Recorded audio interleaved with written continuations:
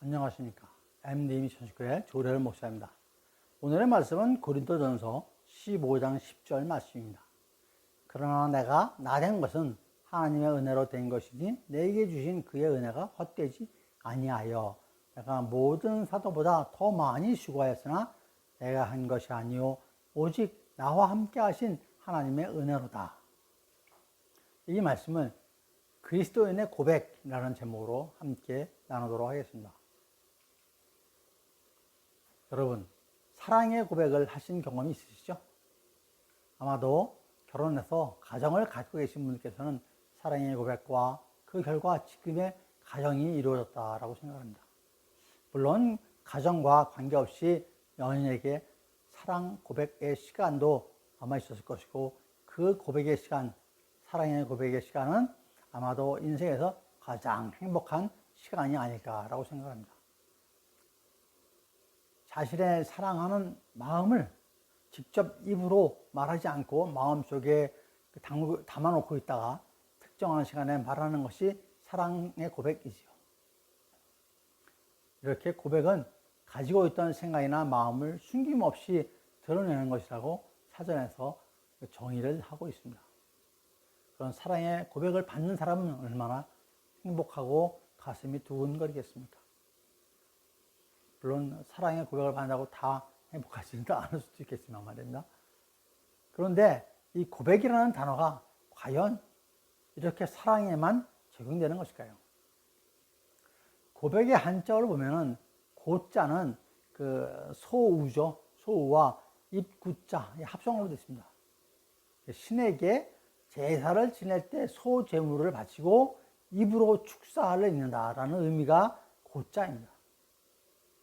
따라서 고하다의 의미를 갖고 있죠.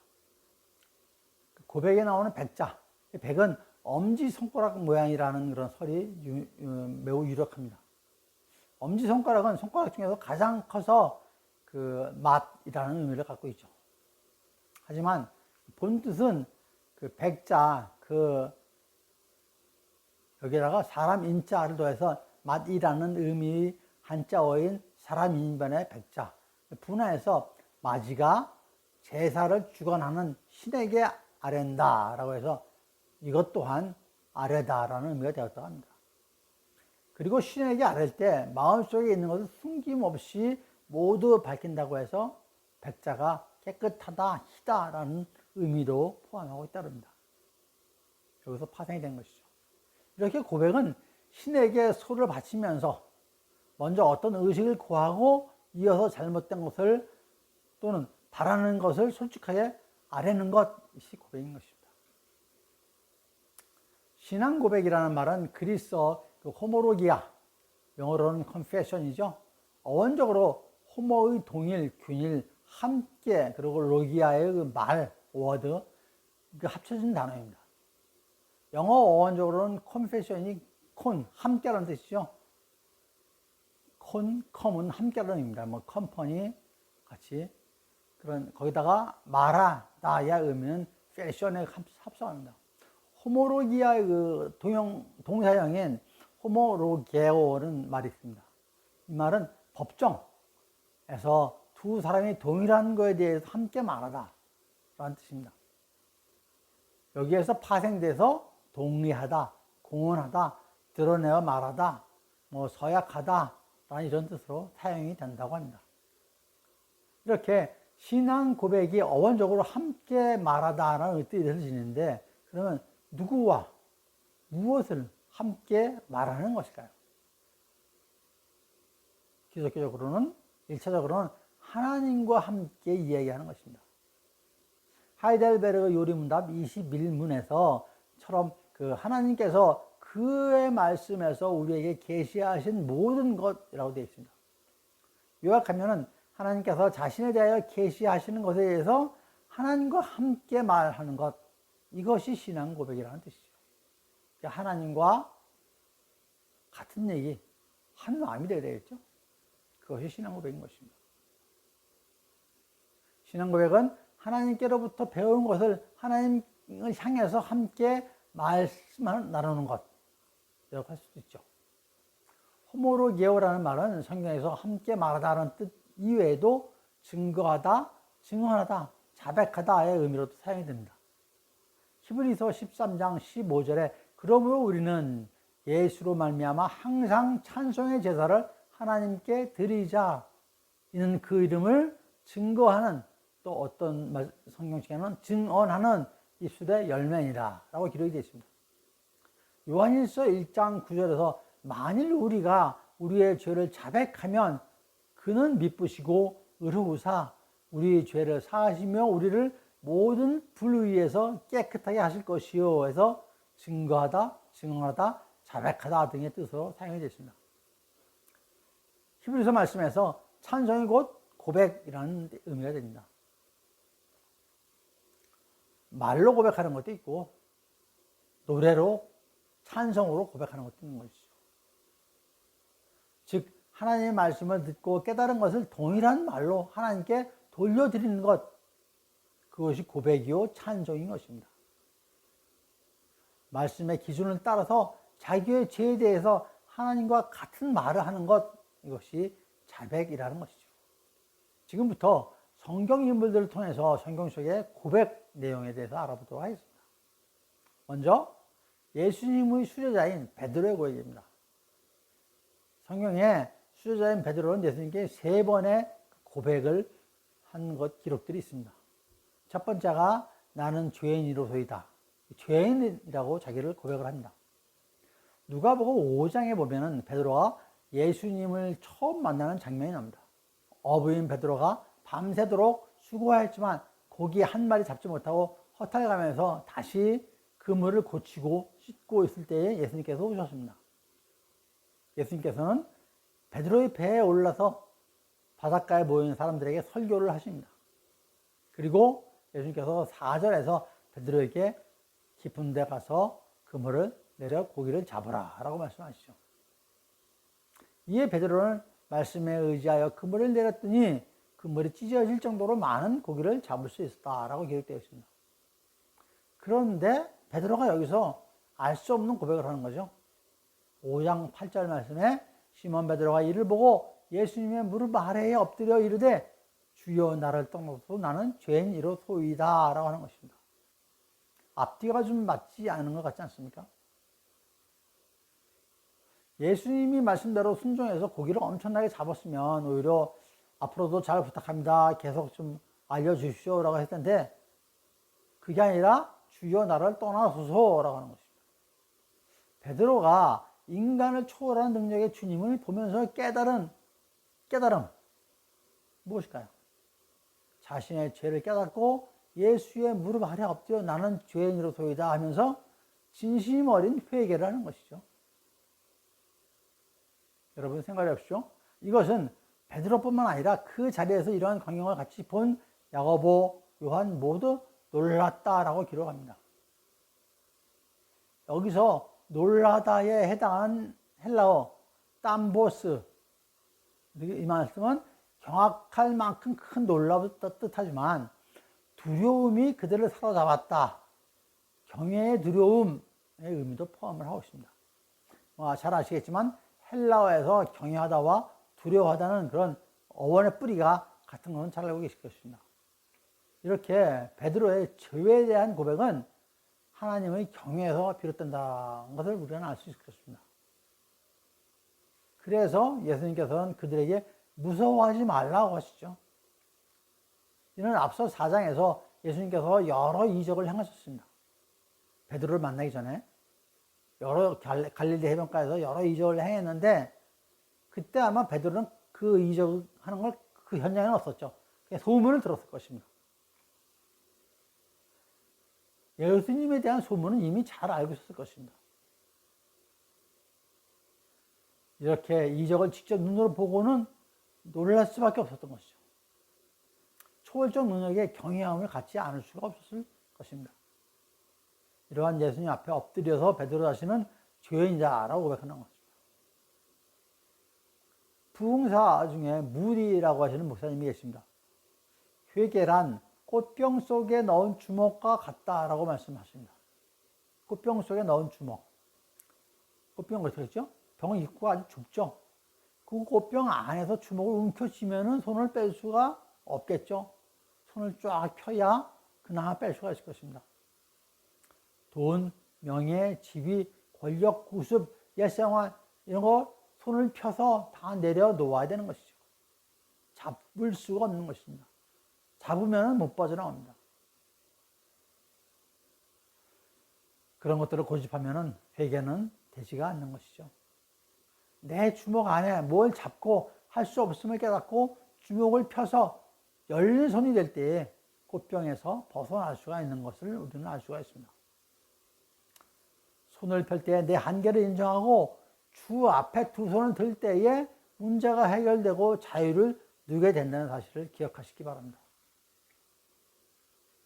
나의 한계를 느끼고 겸손히 주님 앞에 엎드리는 그러한 회개자가 되시는 여러분 모두가 되시기를 축원드립니다. 베드로의 두 번째 고백, 신앙 고백입니다. 마태복음 1장 16절에 기록된 너무나도 잘 알고 계신 그 베드로의 신앙 고백이죠. 주는 그리스도요 살아계신 하나님의 아들이시니이다. 여기서 주는 그리스도의 의미가 무엇일까요? 예수님을 주님이라고 부르는 것은 예수님께서 인생의 주인이 되시며 자신이 예수님의 종이라는 것을 의미합니다. 당시에 예수님을 주님이라고 부르는 것은 예수님께서 내 아버지시며 자신이 그의 자녀라는 것을 의미를 했다고 합니다. 그들이 예수님 주님이라고 고백한 것은 예수님께서 그들을 도와주시는 후견인이 되신다는 것을 의미하는 것이죠. 초대교회 성도들이 예수님을 주님이라고 부른 것은 예수님께서 모든 생애를 주관하시는 왕이시고 자신은 그러한 예수님의 백성이다라는 것 갖다 고백하는 것입니다. 마지막으로 그들이 예수님을 주님이라고 부르는 것은 예수님께서 영원히 경배해야 할 하나님이시고 자신은 예수님의 피조물, 하나님의 피조물이라는 것을 의미합니다. 이 말씀은 주님은 나의 왕이시오, 제사장이시오, 선지자이십니다 라고 하는 그러한 신앙 고백인 것이죠. 다음으로 베드로의 세 번째 고백, 사랑 고백이죠. 잘 아시죠? 요한복음 21장 마지막 장 15절 이하에 나오는 말씀. 베드로의 세 번째 고백인 사랑 고백. 베드로는 주님을 사랑한다고 고백하는 것이 아마도 많이 죄송했을 것입니다. 왜요? 아시다시피 베드로는 주님을 모른다고 3번 부인했죠.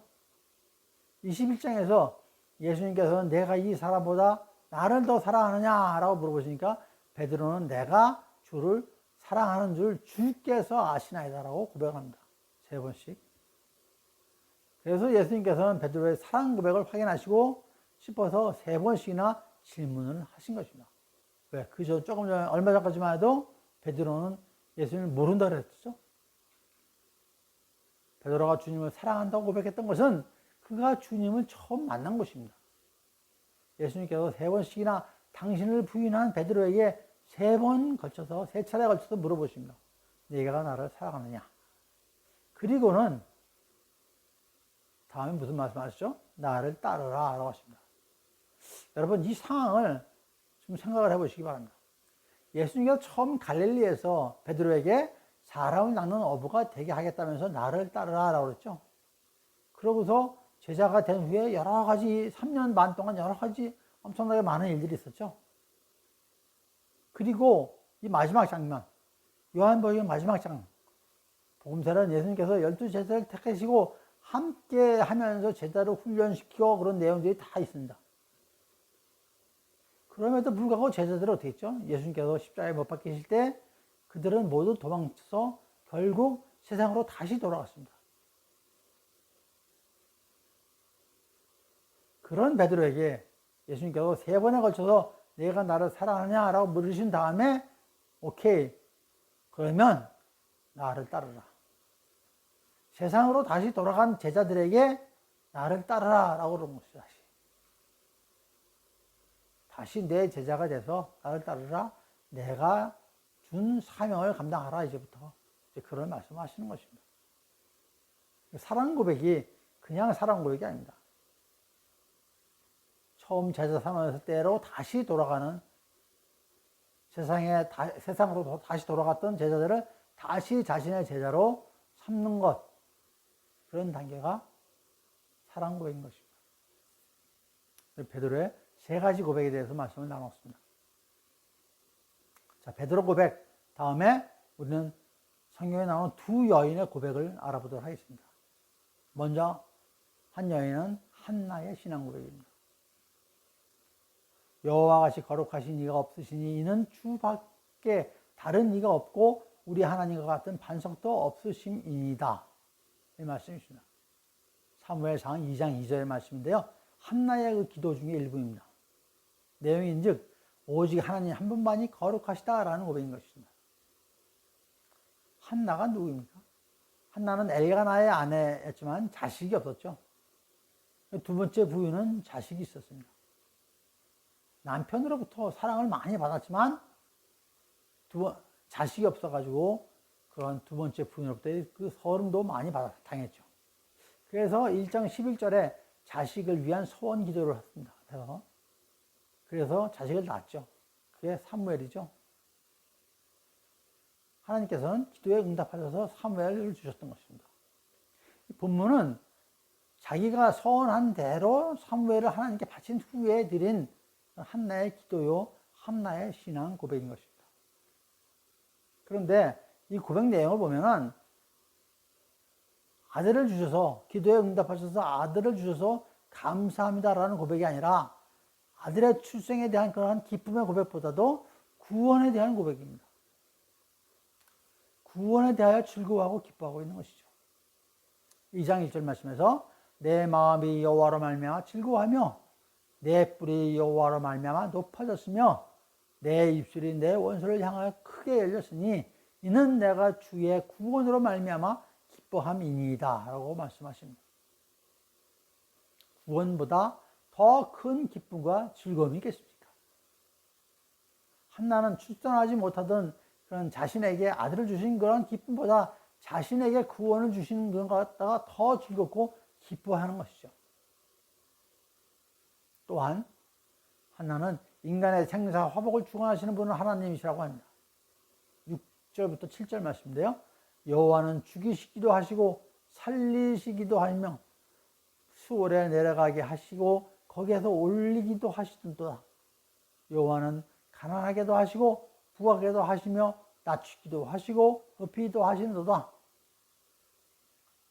즉 여호와는 가난, 부, 높음, 낮음, 죽음, 삶 그러한 모든 것들이 다 하나님의 뜻대로 가시는 것이다. 하나님이 주관자입니다. 라고 고백하는 것이죠.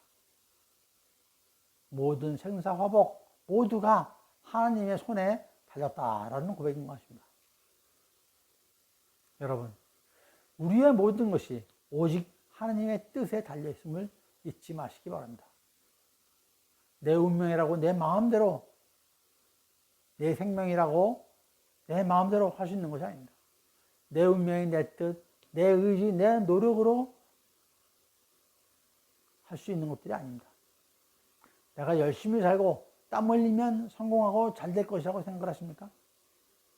물론 주어진 환경에서 최선을 다하고 열심히 노력을 해야 하지만 내 삶이 내 열심에만 달려있지는 않다는 것이죠. 나의 노력과 열심을 넘어 하나님의 손에 달려있는 것입니다. 한나는 바로 이 사실을 믿고 고백하는 것입니다. 한나의 고백이 우리 모두의 고백이 되어야 할 것입니다. 우리도 한나처럼 확신을 갖고 하나님께 고백해야 되는 것이죠. 저와 여러분 모두가 한나의 신앙 고백, 그 믿음이 그대로 우리의 신앙 고백이 되기를 축원드립니다. 두 번째 여인은 룻입니다. 룻의 신앙 고백. 룻기 1장 16절에서 어머니께서 가시는 곳에 나도 가고 어머니께서 머무시는 곳에 나도 머물겠나이다. 어머니의 백성이 나의 백성이 되고 어머니의 하나님이 나의 하나님이 되시리니 라는 룻의 고백이 있습니다. 룻이 누구죠? 나오미의 며느리입니다. 유다 땅 베들레헴, 예수님께서 태어나신 그 거룩한 땅에 살다가 흉년으로 온 가족이 이방 땅인 모압으로 남편 그리고 두 아들과 함께 이민을 갑니다. 이민 와서 두 아들은 그곳 모압의 그 이방 여인들하고 결혼하죠. 그 둘째 며느리가 룻인 것입니다. 하나님께서는 모압 땅에서 12년쯤에 지나서 나오미의 남편과 두 아들을 치십니다. 그래서 세 여자, 세 가부만 남게 됩니다. 근데 그 당시에는 여자는 스스로 생계를 유지할 수가 없죠. 그러니까 나오미가 두 며느리에게 이제 베들레헴으로 다시 돌아갈 테니까 너희들은 친정집으로 돌아가거라 라고 얘기를 합니다. 그때에 둘째 며느리인 룻이 고백한 내용이 조금 전에 읽어드린 내용입니다. 성경에 기록은 없지만 아마도 룻은 시어머니 나오미의 믿음사를 오랫동안 보아왔을 것입니다. 물론 첫째 며느리도 보았겠죠. 하지만 첫째 며느리는 마음의 문을 열지 않았고 둘째 며느리는 마음의 문을 열었던 것입니다. 지금도 마찬가지죠. 전도, 복음, 주님의 말씀을 많이 전하고 있지만 마음의 문을 여는 사람도 있고 마음의 문을 열지 않는 사람도 있습니다. 둘째 며느리인 룻은 마음의 문을 활짝 열어 믿음의 길을 가게 되는 것입니다. 이렇게 믿음의 딸이 된 룻은 어떻게 되죠?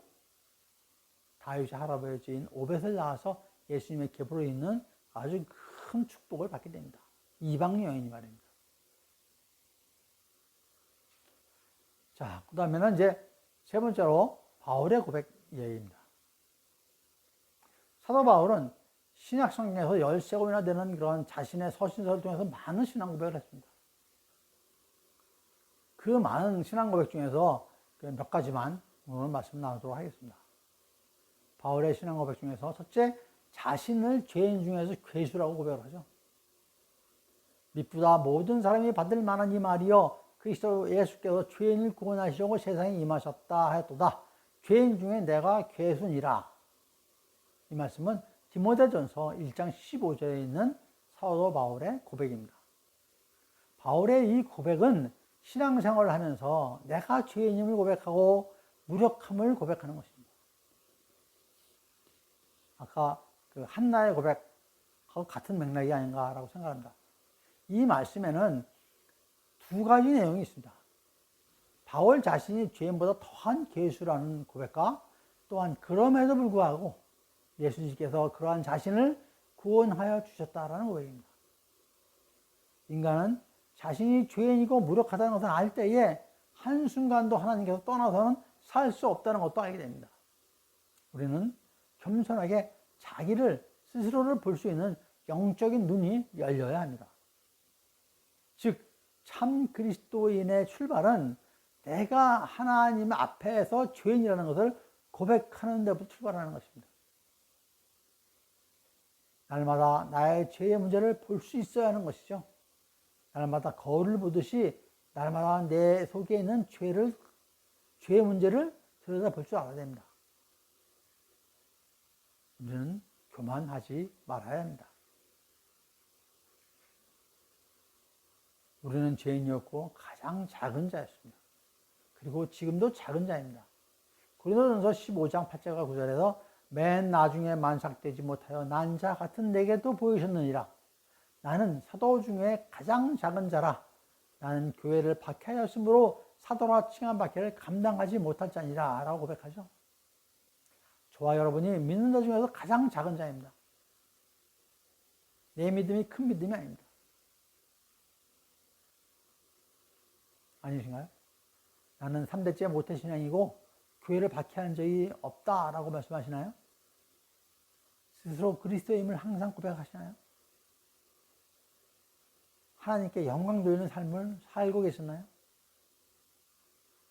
한번 돌아보면서 나 스스로의 믿음을 점검해 보는 그러한 귀한 시간이 되시기를 축원드립니다. 베드로의 두 번째 고백, 그리스도와 함께 십자가에 못 박혔다는 고백입니다. 갈라디아서 2장 2절 말씀에 내가 그리스도와 함께 십자가에 못 박혔나니 그런즉 이제는 내가 사는 것이 아니요 오직 내 안에 그리스도께서 사는 것이라. 이제 내가 육체 가운데 사는 것은 나를 사랑하사 나를 위하여 자기 자신을 버리시는 하나님의 아들을 믿는 믿음 안에서 사는 것이라. 라는 바울의 고백이 있죠. 많은 신학자들은 이 고백이 기념비적 바울의 신앙 고백이라고 합니다. 그리고 로마서 6장 6절 말씀에 왜 우리가 예수와 함께 십자가 못 박혔는지 그 이유를 설명을 하고 있습니다. 우리가 알거니와 우리의 옛사람이 예수와 함께 십자가에 못 박힌 것은 죄의 몸이 죽어 다시는 우리가 죄에게 종노릇하지 아니하려 함이니 라고 하십니다.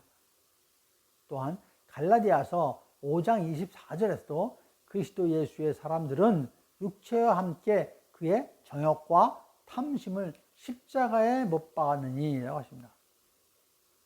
사도 바울과 우리가 예수와 함께 십자가에 못 박힌 이유는 우리의 옛사람을 죽게 하기 위한 것입니다. 죄인은 우리의 옛사람을 죽게 하기 위한 것이죠. 육체뿐만 아니라 정욕, 탐심과 같은 인간적이고 세속적인 것들 모두 우리는 십자가에 못 박았습니다. 이것이 예수님의 십자가에 동참하는 것이고 예수님의 십자가와 연합하는 것을 얘기하는 것이죠. 그러므로 내 죄를 십자가에 올려드릴 때에 주님의 십자가 죽음에 내가 동참하고 연합하는 것이 되는 것입니다. 예수님의 십자가의 죽음은 나의 죄를 그 십자가에 고백하고 올려드릴 때에 내 죄가 그 십자가에서 함께 죽는 것이고 그 십자가가 죽음의 효력이 나에게 나타나는 것입니다. 즉 예수님과 함께 그리스도와 함께 십자가에 못 박혔다는 것은 예수님의 십자가에 동참하는 것이고 연합하는 것을 의미를 하는 것이죠. 그런데 왜 십자가일까요? 십자가에는 죽음만이 있는 것이 아니죠. 뭐 있죠? 부활이 있습니다. 십자가에서 옛사람은 죽고 새 사람으로 부활하기 위해서 십자가에 있는 것이죠. 부활이 없다면 십자가는 아무런 의미가 없습니다.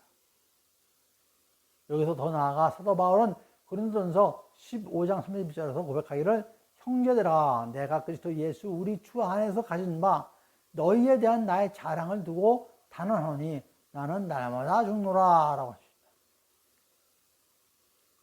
그리스도 십자가에서 그리스도와 함께 새 사람으로 부활합니다. 그런데 우리 인간은 예수님과 달리 완전하지가 않습니다. 또한 우리는 부활할 때에 우리 안에 있는 죄도 부활합니다. 좀 전에 읽어드린 그 말씀 중에 나는 날마다 죽노라. 한 번 죽는 건 한 번이지 어떻게 날마다 죽습니까? 부활이 있기 때문에 날마다 죽는 겁니다. 왜 날마다 죽습니까? 내가 부활할 때 완전히 깨끗하게 하나님처럼 예수님처럼 100% 깨끗하게 다 부활하는 것이 아니라 내 속에 있는 죄도 같이 함께 부활하기 때문에 그렇습니다. 죄도 다시 태어나기 때문에 그런 겁니다. 성령님께서 못 박아주셨는데 죄가 또 일어나는 것이죠. 사도 바울조차 로마서 7장 24절에서 오라 나는 공고한 사람이로다. 이 사망의 몸에서 누가 나를 건져내랴. 그러면 탄식을 하죠. 그렇다고 여러분 나의 죄가 다시 올라온다고 이상하게 생각하거나 자격지심이나 절망할 필요는 없습니다. 십자가에 못 박는 것은 단회적인 것이 아니라 반복적인 것입니다. 그래서 사도 바울은 날마다 죽는다라고 고백하는 것이다. 그렇습니다. 우리는 날마다 죽어야 된다. 날마다 죽는다는 것은 죄가 날마다 생기기 때문에 이 또한 날마다 무엇을 박아야 된다는 것이죠. 잠자리에 드시기 전에 나를 죽이십시오. 그리고 아침에 새벽 기도에 다시 살아나십시오. 매일 밤 회개의 기도, 그래야 그 다음날 아침에 새벽에 기쁨의 영광의 기도가 되는 것입니다. 그러한 여러분 모두가 되시기를 축원드립니다. 사도 바울의 세 번째 고백, 내가 나된 것은 하나님의 은혜라 고백하는 것이죠. 고린도전서 15장 10절에서 그러나 내가 나된 것은 하나님의 은혜로 된 것이니 내게 주신 그의 은혜가 헛되지 아니하여 내가 모든 사도보다 더 많이 수고하였으나 내가 한 것이 아니요 오직 나와 함께 하신 하나님의 은혜로다 라는 고백입니다. 여기서 사도 바울의 내가 나된 것의 그 의미는 바울이 예수님을 만나기 전에는 어떤 사람이었죠? 예수를 극심히 박해했던 사람입니다. 예수를 만난 후에는 어떻게 했죠? 예수의 복음 전도자가 됐죠. 그 나된 것의 의미가 그런 것입니다. 박해했던 사람에서 복음 전도자가 바뀌었다. 바울은 지금 복음 전도자가 돼서 땅끝까지 복음을 전하는 사도가 되었던 것입니다. 여러분께서 지금 어떠한 자리에 계신가요? 제가 직장 생활을 30년을 하고 대학 교수로 재직하게 된 것도 하나님의 은혜고, 대학 교수로 정년 은퇴해서 목사 안수 받고 이후 주님의 일꾼으로 말씀을 전하며 또한 교육 선교사로서 주님의 일을 하고 있는 것 또한 오직 주님의 은혜라고 고백을 하고 있습니다. 여러분, 지금의 나의 상황을 보고 주님의 은혜를 생각하는 것은 삶의 풍요함, 경제적 풍요함, 삶의 여유로움 등의 문제가 아닙니다. 사도 바울은 복음 전도자가 된 이후에 엄청나게 많은 핍박과 고난을 받았죠. 그런 것도 하나님의 은혜라는 것이죠. 그럼에도 불구하고 하나님의 은혜라고. 사도 바울이 돈을 많이 벌어서 부자가 돼서 그래서 하나님의 은혜라고 그러는 것이 아니죠. 고린도후서 11장에 의하면 바울은 옥에 갇히기도 하고 매도 수없이 맞고 여러 번 죽을 뻔하고 39대, 40대, 한 대 모자란 39대를 5차례나 매를 맞고 3번이나 태창을 맞고 한 번은 돌로 맞고 3번 파산하고 7주야를 깊은 바다에서 지내는 등 극심한 핍박과 고난, 환난을 당했습니다. 하지만 자신은 지금 이렇게 복음 전도자가 돼서 하나님의 말씀을, 복음을 전하고 있는 것이 하나님의 은혜다라고 하는 것입니다. 가능할까요? 네, 말씀을 마무리하도록 하겠습니다. 고백. 마음속에 숨겨놓았던 것들을 밝히는 것은 결코 쉬운 일이 아닐 것입니다. 또한 상대방을 완전히 인정하고 이에 대한 나의 마음을 밝히는 것 또한 쉬운 것이 아닐 것입니다. 오늘 함께 나눈 성경 인물 외에도 아브라함, 다윗, 욥 등 많은 인물들이 신앙 고백과 사랑 고백을 하였습니다. 여러분은 어떠한 신앙 고백을 하시겠습니까? 잠시 시간을 내셔서 머릿속이 아니라 종이에 적어서 한번 생각을 해보실 것도 좋은 시간이, 은혜의 시간이 아닌가라고 생각합니다. 내가 죄인이라는 고백, 지금 이 자리까지 인도하여 주신 주님의 주권에 대한 고백, 주님에 대한 사랑 고백, 그렇게 고백의 시간을 갖는 것도 은혜의 시간이 되리라고 생각합니다. 그런데 여러분, 고백은 입으로 하는 것이지만 마음과 삶 속에 그 고백이 또한 있어야 됩니다. 진정한 고백은 마음에서부터 우러나오는 고백이 되어야 하는 것이죠. 그 고백이 또한 삶으로 연결이 되어야 되는 것입니다. 주님에 대한 사랑이 나의 삶에 있어야 하고 주님의 주권을 인정하는 마음이 나의 삶 속에서 드러나야 하는 것이죠. 그래야 진정한 고백이 될 것입니다. 여러분께서 주님께 하신 고백이 여러분들의 삶 속에 얼마나 녹아 있는지 한번 점검해 보는 시간을 가지시는 것도 좋을 것입니다. 그래서 더욱 믿음의 길로 나아가시는 그런 귀한 여러분들 모두가 되시기를 간절히 축원드립니다. 감사합니다. MD 미션 스쿨의 조래을 목사였습니다.